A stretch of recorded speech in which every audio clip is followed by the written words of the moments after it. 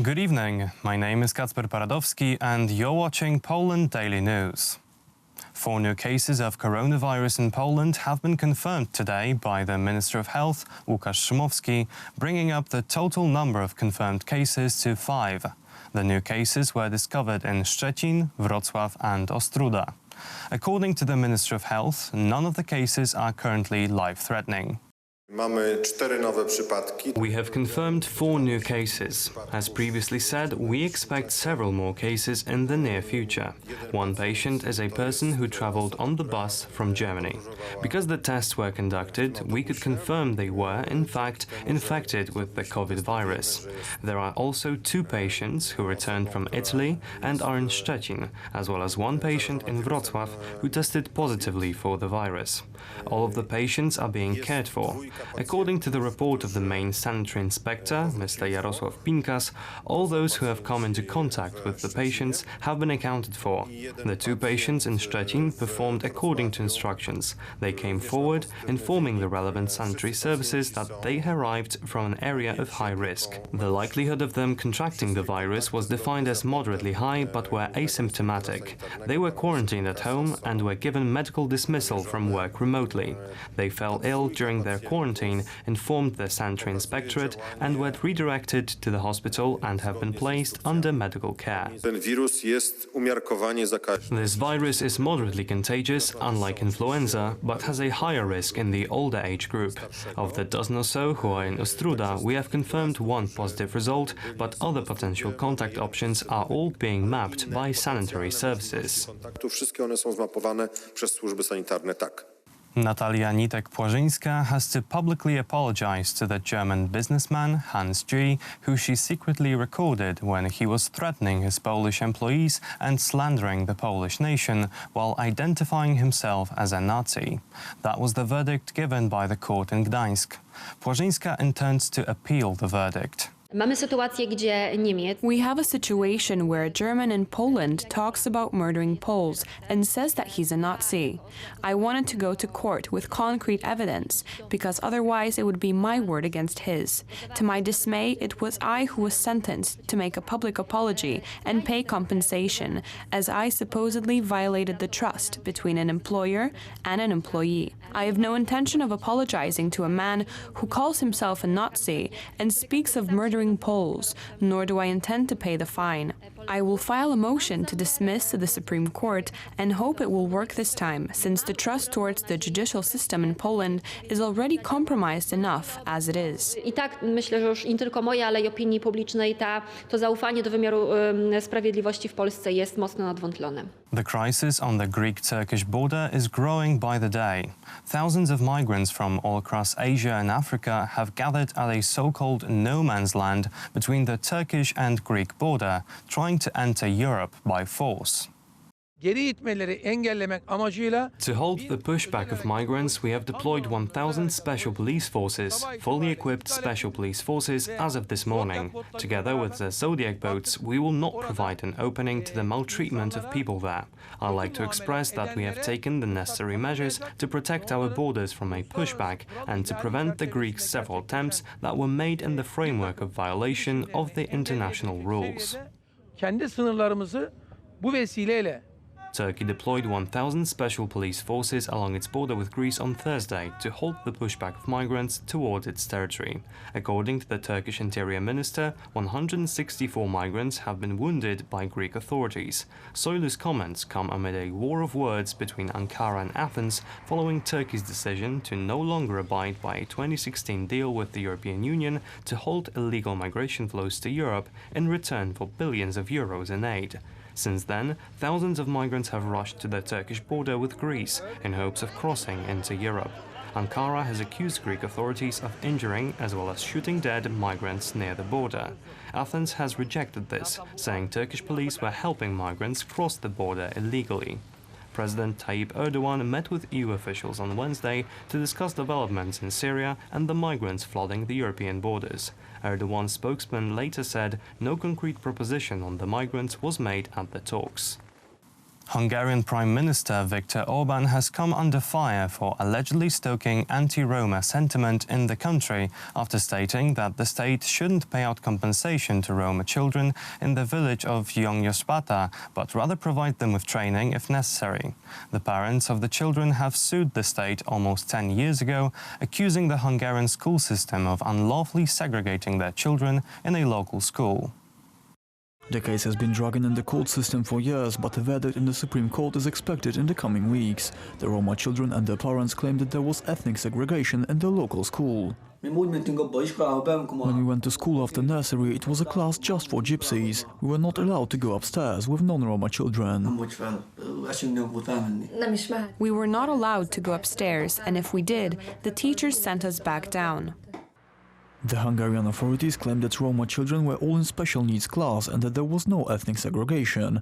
Many Hungarians say that they believe the court case is just another way for the Roma population to enrich themselves at the cost of Hungarian taxpayers. The problem is, and this is what people are angry about, that the Roma can get money so easily, and they know they don't have to do anything for it. But life is not about getting money if you don't like doing something. Hungarian Prime Minister Viktor Orbán says that the country's gypsy population must support itself through honest work. We will not allow ethnic backgrounds to be stigmatized, but it cannot be used to give anyone an advantage or more rights either. And everybody must work for their money, irrespective of their ethnic background. Roma activists, supported by left-wing NGOs, marched on parliament to protest against the government's stated intention to not pay out compensation in cash to the Roma families, even if the Supreme Court will come to such a verdict. Hungary's Roma population is estimated at 5 to 7% of the country's total population. That is all for tonight. Thank you for watching. Stay with us for Poland Daily Business. Good night.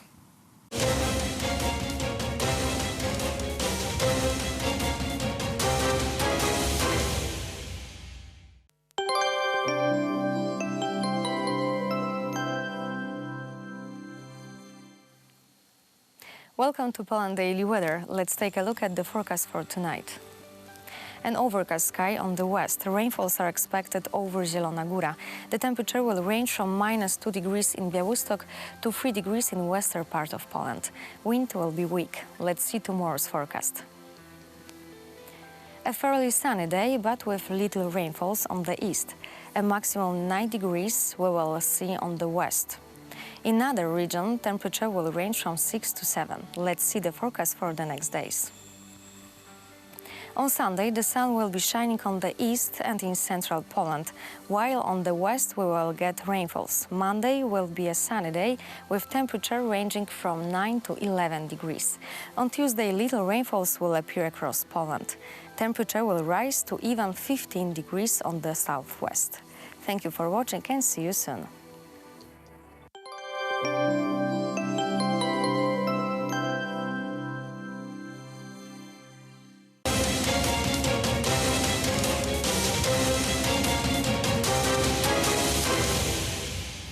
Poland Daily Business Edition. Tonight our guest is Paweł Rakowski, correspondent of Poland Daily of Middle East. Sir, welcome Bonjour. to the show. And this is again a hot topic. This is again something that's going on in Syria. There is a confrontation between Turkish forces and Syrian and Russian forces. And Iranian.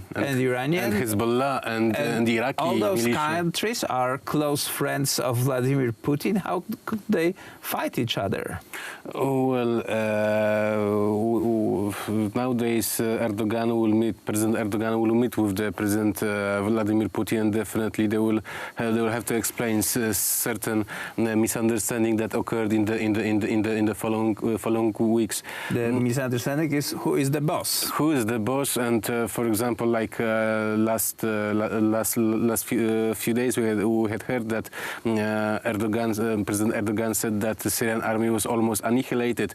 How come it was annihilated if they are moving forward in the Idlib area? And of course, it is very well known that Bashar al-Assad wants to finish his rebel wants to finish his story as soon as possible, and only Turkey is the major obstacle towards that.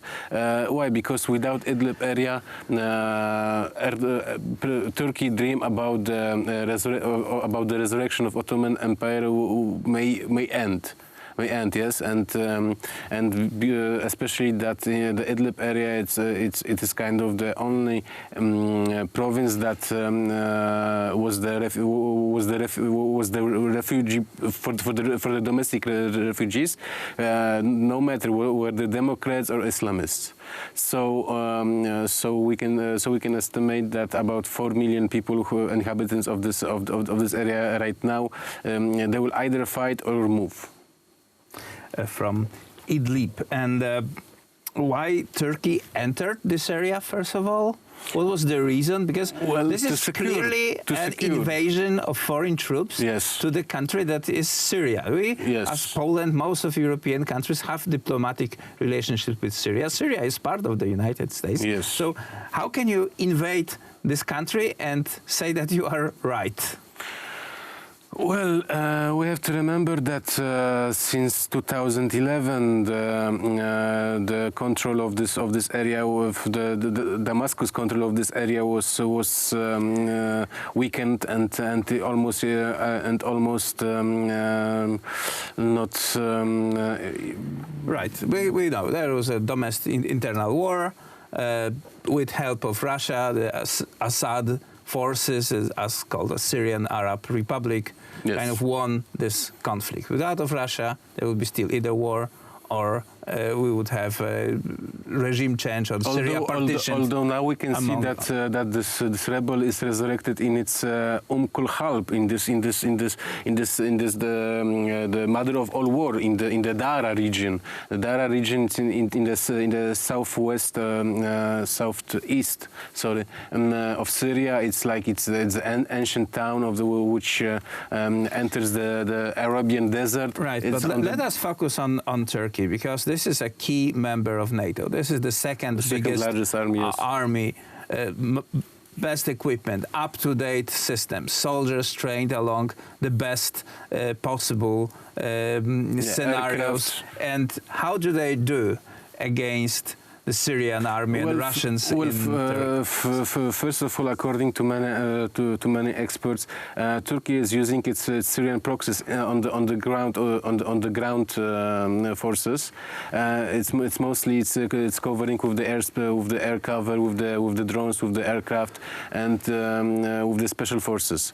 On the other hand, we have Syrians who. Or it's believed to be Syrians, because many believe that the Syrian army is mostly now the Iranian officers dressed as the Syrians, with the Arab peasants taken from wherever they can, including Shia from the Iraq or from even Lebanon. But from the recent reports, we can say that on the Syrian side, Hezbollah has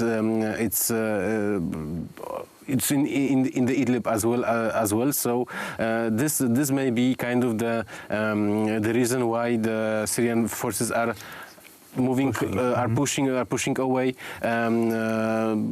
post-Caliphate, post-Islamic, post-democratic rebels who probably they don't know even what they are fighting for right now, because there is no even political alternative other than Bashar al-Assad. One sure thing is, if they lay down their weapons, they will be prosecuted for this Islamic State crimes that they have committed. If they will fall into Iranian or Hezbollah hands, definitely yes, because they don't take POWs from the field, and also what's very important, because Bashar al-Assad wants to finish, yes. So there is no other way than persecution or even annihilation or even forceful emigration. Right. Well, again, the Turkey is like most important from Polish point of view issue in this many angles, and is that war in southern border, popular in Turkey? Are Turks happy with their boys fighting Arabs? It's a matter of Turkish pride. It's a matter of Turkish pride and Turkish nationalism. Of course, they are not fighting for the Idlib to get annexed by the Turkey, but they are fighting for the further vision, for the almost regional status, and this gets some popularity among the Turks as well. Okay, despite the losses, despite the almost 100,000 troops, there are always losses. 100 troops being killed. There are always losses in the political creation of the empires. Yes, and besides, like Turkey army it's estimated about 400 or 500,000 people. So and military service there is obligatory. So yes, they have a lot more officers and soldiers and equipment for spare than this. Of course, and will this have consequences in the status of Turkey within the NATO? Because the Turkey demands solidarity from us. Yeah, but Turkey. How can we provide that? But first of all, Turkey leads to the offensive war. Second, Turkey has now big problem with Greece, especially. Yes, and even in the recent days, they kidnapped 2 Greek border officers. So here is like the bigger question for the NATO, for the future of the NATO, because as well. We don't. Sorry for interruption, but we don't often say that the biggest number of tanks, submarines, rockets, it's in Europe, a part of Turkey, is Greece, who is basically preparing for a war with Turkey. With Turkey, yeah. and the Turkish-Greek confrontation says I think that there are only 2 NATO members who had war between each other. Yes, in the recent history, not even so long. The Cyprus crisis was in the 70s. So still the Cyprus question is not solved. So definitely Turkey was armed from the 1945 because of the Russian threat. Now well-armed Turkey, it's by the United States and by the Western countries, is using its own military power in order to have a bigger to have a kind of the better talk with Russia. It is. Some say that this politic may end for the Turkey not well, especially that they have a problem with their currency. Their currency goes down, and inflation goes up. So in the coming years we will see the real nature of the Turkish power. Is it real? Or it's just the coincidence of the luck and of the pumping the muscles. We will see this. There's a serious questions whether Europe will buy the Turkish products, for example, because if the country has a bad name, definitely the Turkish image, definitely the Turkish diaspora inside Europe, which is estimated about 12 million, will buy Turkish products.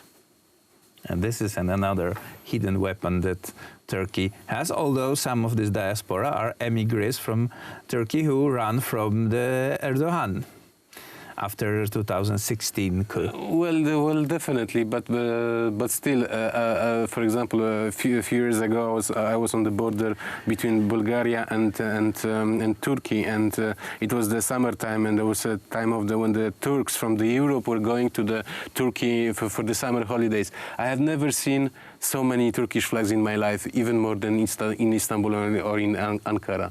All of the German cars on the plates, from the France, from the Belgium, from the Netherlands, from the Germany, all of them had German flags. Most of the Turkish diaspora, it is very patriotic or even nationalistic in its belief. So it won't come by.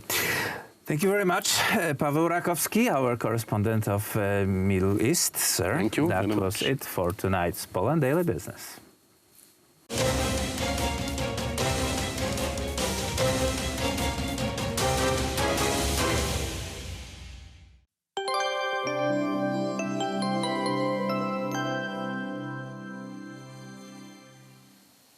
Welcome back to Poland Daily Weather. Let's take a look at the forecast for tomorrow. A fairly sunny day, but with little rainfalls on the east. A maximum 9 degrees we will see on the west. In other region, temperature will range from 6 to 7 degrees. Let's see the forecast for our continent. In the Balkans, temperature will range from 10 to 17 in Athens. The weather will improve in Scandinavia. There we will see loads of sun and temperatures ranging from 1 degree in Oslo to 4 in Stockholm. Overcast weather and little rain in British Island. Much more sun is expected on the South Europe.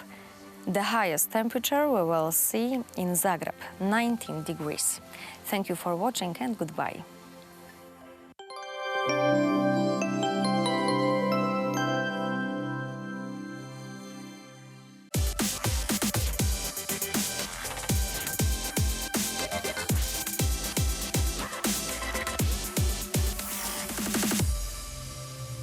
Hello everybody, my name is Maria Kądzielska and welcome to Poland Daily Culture. In this series of programs, I'll be talking to one of the most recognizable Polish modern artists, Piotr Gonzaga-Myszkowski. Piotrze, thank you for driving from Poznań to see us. How was the traffic? Was no traffic. No traffic? No traffic. At least that is good. But before we start the interview, let's see how actually his paintings look like.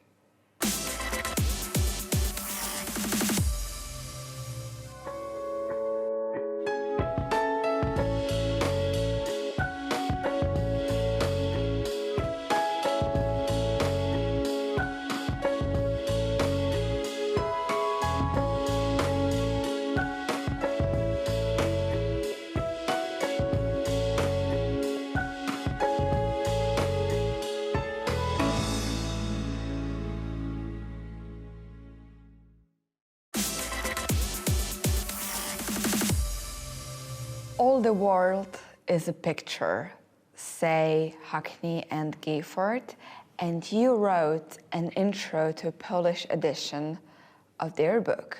Yes. Story of picture, story of paintings. What does it mean that the whole world is a picture? You're dreaming what you see. You're thinking what you see. Hackney and Gifford, they're genius. And anyway, Hackney, they've done a book about this, and they show it that the most important in life is that what you see, and because anyway, the picture and art is only one stuff, which is a sign as well. We are living here. And could you tell who were they, Gifford and Hackney, those two men? The Hackney was a professor. He was very young when he was a professor. He was a professor of a couple of the universities in the United States. So anyway, he was a genius. Anyway, he's a painter as well. He is a very good painter, and so he is the artist, and he knows what he writing on. And yeah, they wrote this book, and I think everyone should see this book, because this book is about the art, about the how the artist using using the pictures, different pictures. For example, how the artists are inspiring of the different another artist. For example, the movie are inspiring of pictures from 17th century. You know, everything is everyone using everyone. You know what I mean? I cannot say like this, yeah, but everyone is inspired by everyone. So, for example, today you have a beautiful dress. Yes. Thank you. You can inspire. Maybe I can inspire an artist or someone who will be watching it. So do you mean that art makes art, yes? Art makes art. I would like to ask a question right now. Why do we right now need pictures and art. If we have, for example, films, if we have photography, do we need paintings anymore? We need everything, because everything is art. The painting, movie, poems, everything is art. We need everything, because... But what makes pictures, the drawn one, the painted one, so special and so different that we still need them, even though they are, for example, not so perfect as a photography, or they are not so entertaining as films? I think we on this moment, I can repeat, yes. We need everything, because I think that all art is beautiful, and all art make you better, because when you see the art, real art, can be movie, picture, theater, after 5-10 minutes, you stay better. When you see good art, after watching the good art, you are staying better. I think that's a reason what we should watch the art, because after the art, we are better, we feel better, and we are the better people. And what about art? Is it true that art comes only from suffering?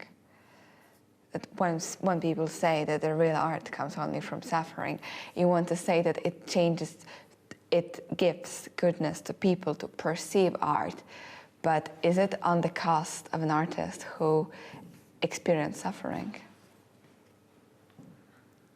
The real art coming from here. So, good artist giving itself to the art, then that's mean art. And everyone can see this and feel it, because you can see and say this is a rubbish. Yes? This is not art, because what? This was waiting or working like a, this was not, he didn't give himself to this art, yeah? Then you can see this. When you give yourself to this, what you're doing, it's everywhere, like an artist, you are the journalist, and you know, when you give yourself to this, what you're doing, you can see this. And after this, you know, anyway, you make a word better. You make your, you know, all artists are very important. Everyone, you know, that because they make the word better, and all the artists create, I think, create the word, because they're making the word better. Okay, maybe that's true, and right now, coming back to Earth, where can we see your art? And tell us a little bit more about your new exhibitions. You are working in US, in Poland. Share the secrets with us. I cannot tell you. Anyway, the exhibition will be on the spring 2020. I'm finishing. But in Poland, one in Poland. One in Poland. And what about US? I'm thinking about I'm starting to talk now about the exhibition in States. It's not easier to do this, but anyway, I'm starting to do. I tell you in a few weeks when will be this exhibition. So my dream is on this year that I'm opening one exhibition in Poznan in my atelier on the spring, and another one maybe on the end of the year in States. So I have many work to do. So I'm happy. What is new will be new. I tell you, will be something new, and will be. You know, I cannot tell you in this moment, because then you will be not surprised. To sum up, I would like to ask a question. If people consider to go to see your art, to buy it, to take it back home, to put it on their walls, why to do it? Would you, as an artist, and your work give to people? Fresh, happiness, love, brightness. You know, the people buying from me the picture, and for example, and they buy 2 or 3 pictures, and they're coming back after the year. They're coming more. They're buying more. Somebody, you know, coming to me because they're happy. they're very happy to have this, anyway, these pictures at home. Somebody, you know, when they come into my atelier and buy, they want a better price, you know, taking the price lower. I don't like it, but sometimes I'm doing this. I think, okay, I'm taking the price lower sometimes. But after 2 days, well, I had one customer like this. After 2 days, he came back. He bought me very expensive few wines. I don't want to talk about how much was it, but it was plenty of money. And he said, excuse me. He said me, sorry. He said, this is for you, my friend, yeah? Because, I don't know, maybe he wanted to take my pictures for the lower money. Anyway, and I'm painting this picture, anyway, I pick pictures to make the houses more happy, more brightness, and are giving the colors to the houses, to the people, are giving, you know, laugh to them. So, yeah, that's maybe, yeah. That's why I will survive, I think, because I'm giving the laugh. Brightness, lightness, purity, and colors, those are messages of Piotr Gonzaga-Mieszkowski as an artist to you who perceive art. If you have a free wall and you don't know what to put on them, maybe that's a good idea. So thank you for watching Poland Daily Culture.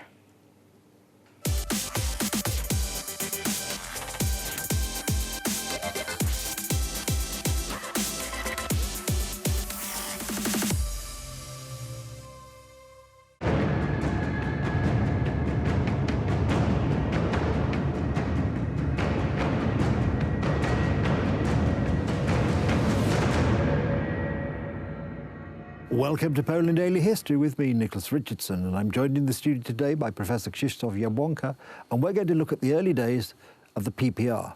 Professor, the PPR started during the war and sort of was gone by 1947. Can you say some words about it, why it came into being and what happened to it? Trzeba pamiętać o okolicznościach. One must remember the circumstances in which the Polish Workers' Party was established in Poland. During the war, the underground state in Poland was very well organized. All political groups formed a separate parliament and also a parliament in exile. Here, the communists did not have the opportunity to show themselves at all. There were very few of them anyways. Many emigrated to Russia, where they were murdered by Stalin in 1938. It was necessary to have active agents, hence Marceli Nowotko, a communist who survived somewhere in the depths of Russia, was airdropped over Poland on a parachute, and in December 1942, probably on December 5th, the Polish Workers' Party, or PPR, was formed.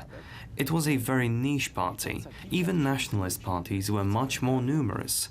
The PPR counted several thousand people in the whole country. They also tried to create an armed force called Gwardia Ludowa, or the People's Guard. Due to the lack of volunteers, the People's Guard, using the weapons dropped by the Soviet Union, employed criminals to fight, giving them weapons and ordering individual attacks. Nowotko became famous for his deceptive contacts with the Home Army, Poland's most powerful army with 500,000 underground fighters. Each contact with the communists ended up in the so-called ambushes. Instead of meeting with the communists for negotiations, they encountered German Gestapo police waiting for them.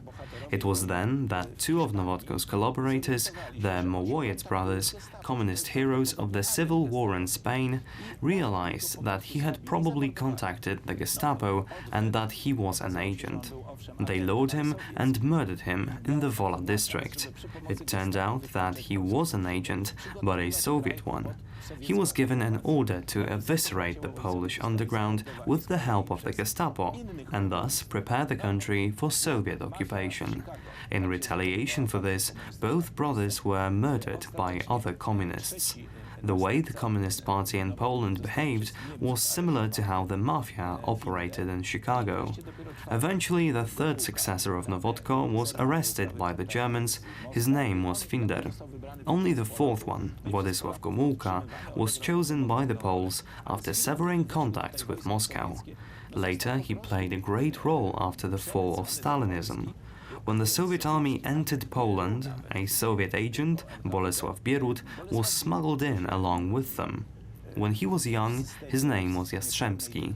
He was imposed on Poland. He was a type of mini-Stalin in a system of full dictatorship. So it was difficult to talk about independence while we were fully subordinated to the Soviet Union, which, after a short period of time, deprived Poles of elementary freedoms, not only civil, but also human ones.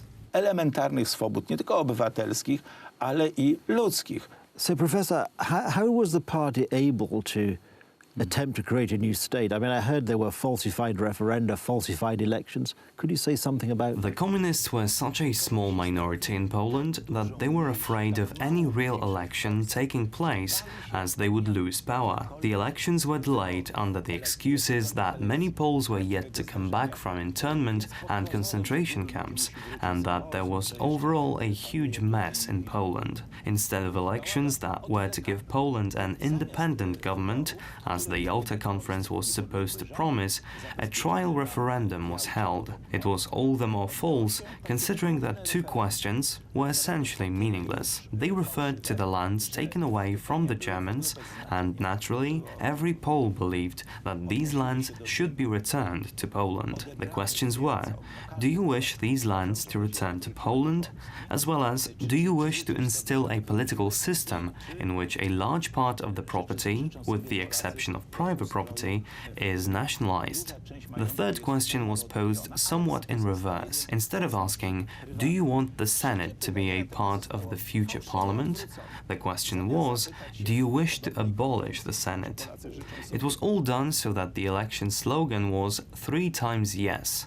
Yes, yes, and yes to all 3 questions. That is when a poem was written, which translates to "Only a dumb bird votes yes 3 times," which rhymes in Polish. Even this referendum was falsified, but in some areas the real results were revealed. It turned out that this support for the Senate was the most important. In reality, that was a hidden question, where the Poles wanted to establish the communist system in the country, and the Poles said no. The authorities implemented violent persecution of the Polish People's Party, an agrarian movement to which the Polish Prime Minister in exile in London belonged to. It was supposed to be an ally of the working class, at least theoretically, but in reality they were for an independent Poland and against Soviet Union control. So when in January 1947 the parliamentary elections finally took place, there was one independent party which was not connected with the Polish United Workers' Party. The Communist Party was afraid to run alone because it was hated, so they created a so-called Democratic Bloc, which was in fact not democratic at all. All those who managed to get out of other parties entered the Democratic Bloc. The Polish People's Party ran as a sole opponent and won the election 75 to 25%. But then the communists simply reversed the results. According to Stalin's rule, it doesn't matter who votes, but who counts the votes. A false election result was imposed. So, Professor, how did the PPR become the PZPR? First of all, the Polish Workers' Party could not exist in its earlier form because the name itself was hated by the population because of its connotations. After selecting appropriate coalition members, especially from the Polish Socialist Party, which had a tradition of supporting the Polish state sovereignty, in 1949 a merger was conducted and the entire labor movement was forcibly united to form the Polish United Workers' Party. Needless to say, Poles immediately mocked this party as an enemy party.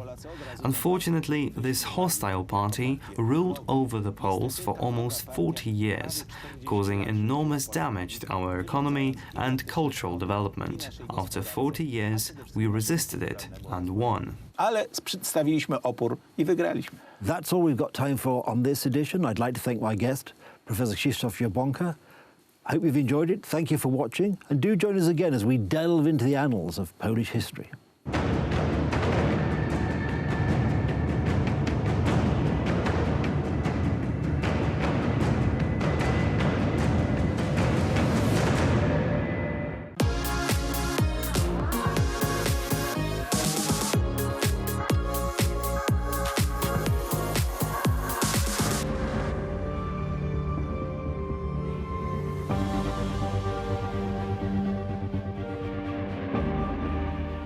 Hello, everybody, and welcome to Poland Daily Travel. We're glad to see you. And may I add that you're all looking exceptionally well. We continue our fantastic tour around Poland with this next exciting series of stops. We're continuing along the Police River Valley. We'll be starting at the Police River Museum and then showing you the Blue Springs. The Police River Museum is an eccentric collection of really cool stuff. You have to see it if you're in the area. It's well worth the stop. And right across the street are the Blue Springs, and you'll find out why they are called blue.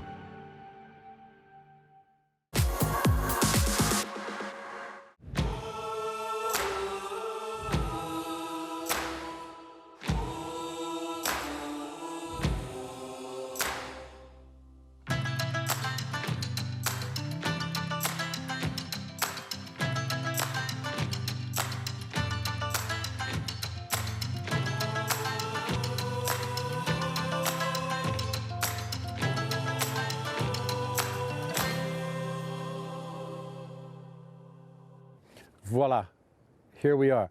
We teased you in a previous program with the Blue Springs. We've come back to show you them and all of their glory on a sunny day. And you can see why they call them the Blue Springs.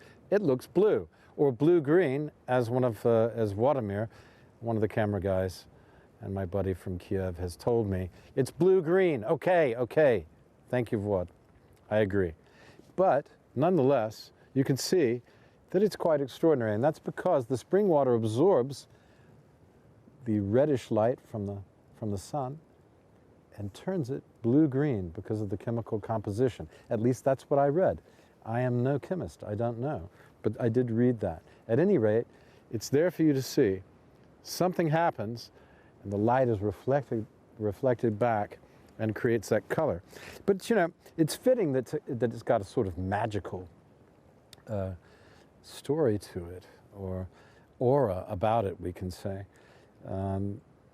because water is a kind of magical thing. It's something we take for granted, and we shouldn't, and they certainly didn't in the old days. In fact, the reason we have beer, apparently, is because it was safer to drink than water, which was polluted by people dumping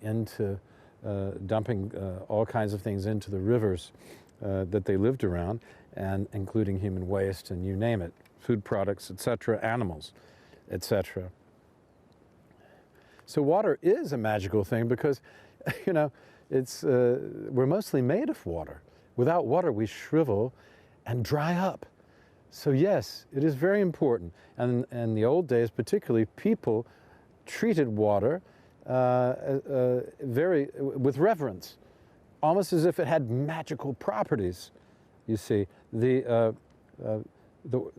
the reason people went to spas, called a zdrój in Polish, or a bad in Germany, a bad. Yeah, the purpose was to cleanse yourself with these refreshing waters. And imagine how people must have thought this was very special when they came upon this spring, well before chemistry was telling us about the composition of things, say 300 years ago or more. And they saw the color of this and they said, this water must be fantastic.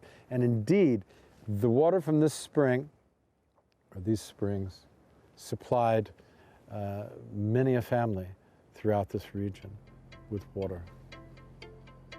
Good, pure, beautiful water from the Blue Springs. Well, that's it from Poland Daily at the Blue Springs, and or the Blue Source, if you prefer to translate it that way. We are on our way now up the river to, or I should say down the river, towards the Vistula for our next stop, which is the spa town of Spawa. So stay tuned in the next episode for that. Meanwhile, feast your eyes.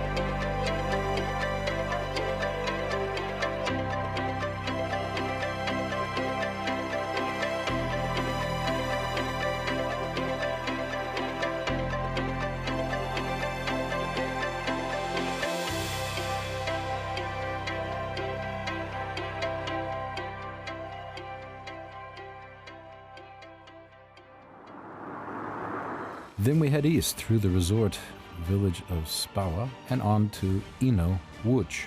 There are plenty of views of the particularly beautiful Police River. I can't wait to go kayaking there in the summer. It looks absolutely inviting. Even in the winter. Ino Łódź also, what a gem of a town. It has a rich medieval history, being about 900 years old. There's plenty to see here. There's a castle, a church, high up on a hill, affording amazing views of the river valley. It's a great stop along your way east to the Vistula River. So come along with us on the Police River. You're going to really enjoy this. Hey, and thanks for watching. This is Poland Daily Travel. Why do we do it? We do it for you. I'm Will, and I approve of this message.